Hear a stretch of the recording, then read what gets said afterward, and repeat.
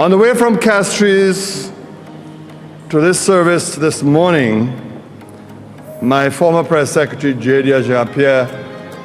looked at me and asked me, "Where is your jacket and tie today? Why are you coming here without a jacket and tie?"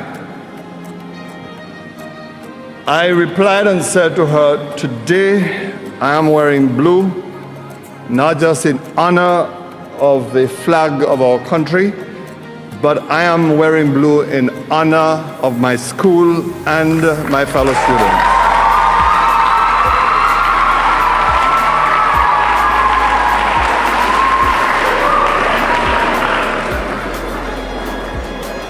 You see, I am eternally grateful to my school, Beaufort Compre, because it is that school more than any other school who made me who I am today.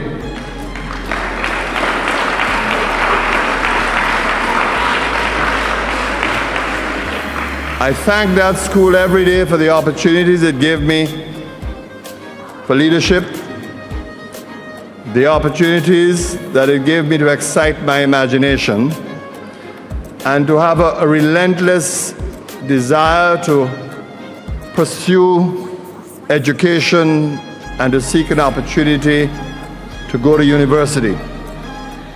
As my school made me, so too St. Lucia has made us, the citizens, the inhabitants. And just as I can find a moment to thank my school, then I'm happy that you are finding a moment today to thank your country and to thank St. Lucia.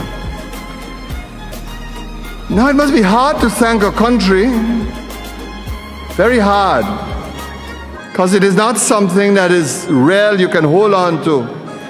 But why would I tell you to thank your country? I think there are some things that stand out. We have to give thanks to God for giving us one of the most beautiful countries in the world.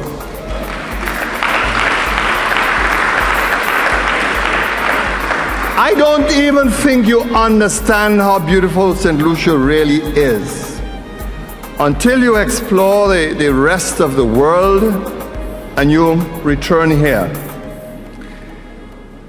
Many years ago, the great South African leader Nelson Mandela, and I know you have heard of him, a leader that all black people throughout the world have to praise and give thanks because he left such a powerful legacy to all of us.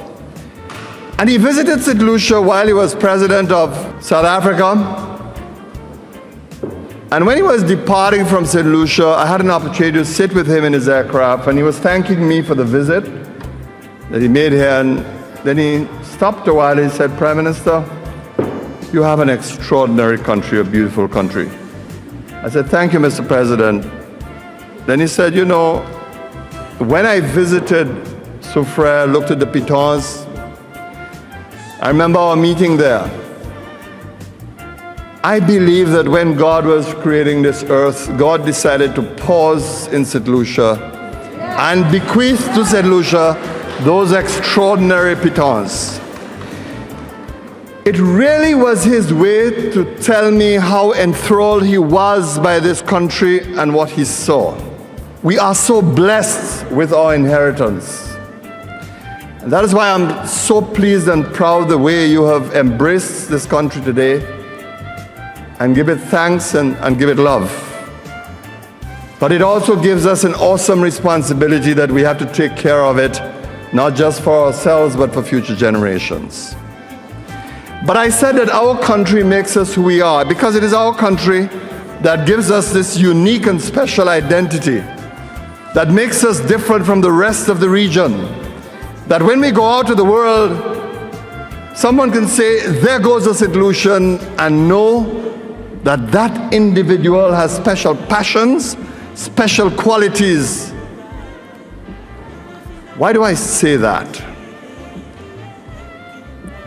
We have changed the world. We are small, 238 square miles, 170,000 people. We are not like the United States with millions, or China with a population of 1 billion, or India. But small as we are, we have changed the world through our Nobel laureates, because we have given the world other ideas. We have made them think differently. The countries of Africa, what they are today, has been shaped largely by the thought of Sir Arthur Lewis. We gave Nigeria its first independence chief justice, and it was a solution of extraction from soufre that laid the foundation of the judicial system in a huge country like Nigeria. So we have to give thanks to this country because it produced these extraordinary individuals.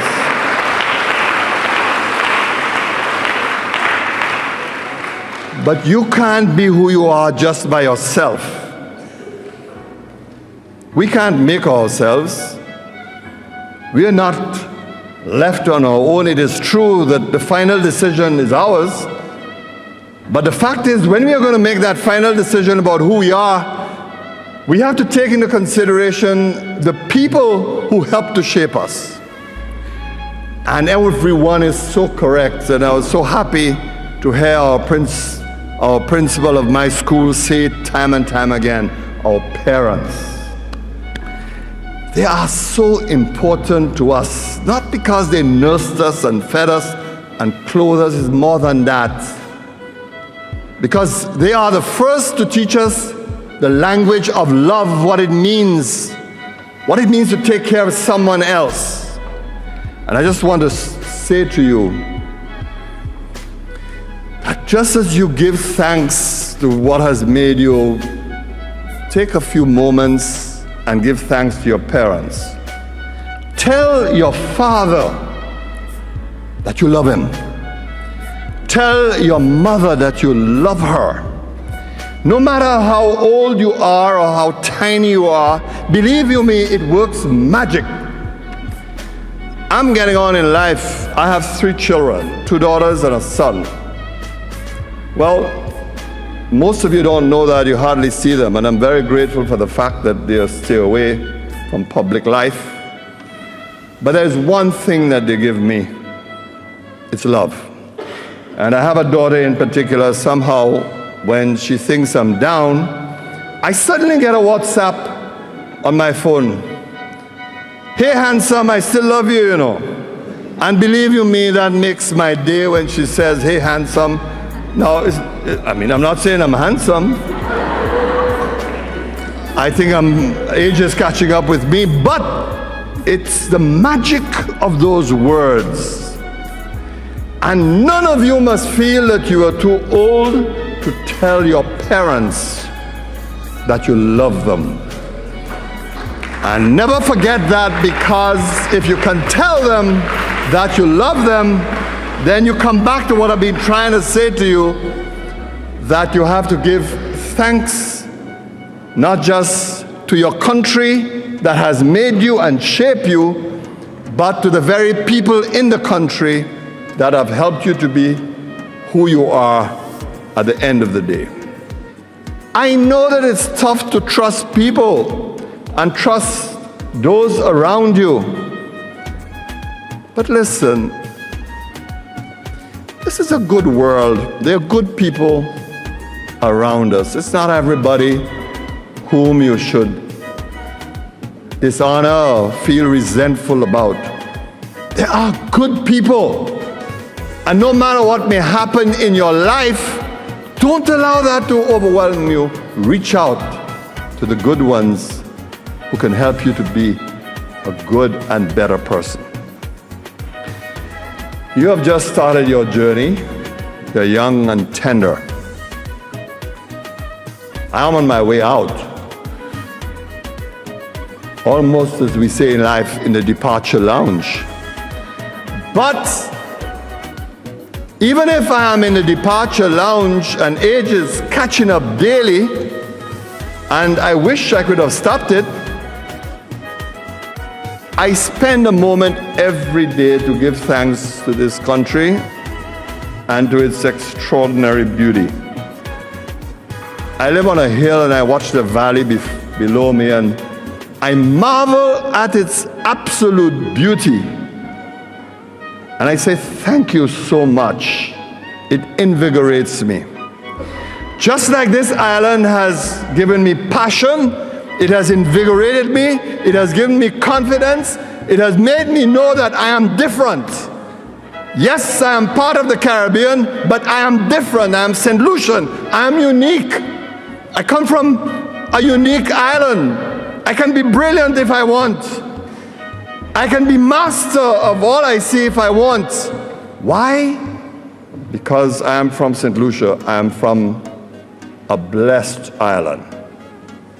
And so, it is right and proper that we celebrate this extraordinary country that we have. Happy 37th birthday, and may you be blessed forever. Thank you.